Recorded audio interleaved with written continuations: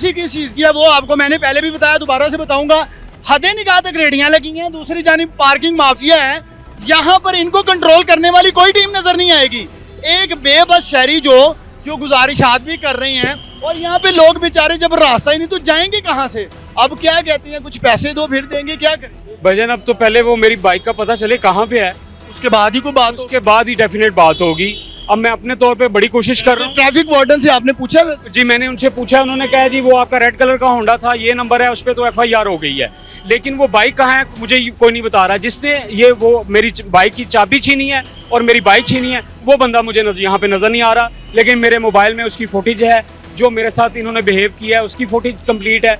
अगर मजीद ये वेरीफाई करना चाहते हैं, इस चौक की CCTV निकलवाएं, आपको पता चल जाएगा कि मेरे साथ इन्होंने क्या किया।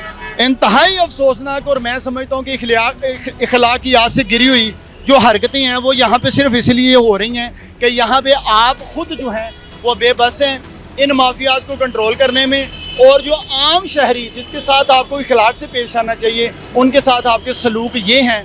मैं समझता हूँ कि आला अफसरान जो हैं उनको इस तरफ नज़र करनी चाहिए, और वज़ीर आला पंजाब जो हैं मरियम नवाज साहबा वो भी गौर करें।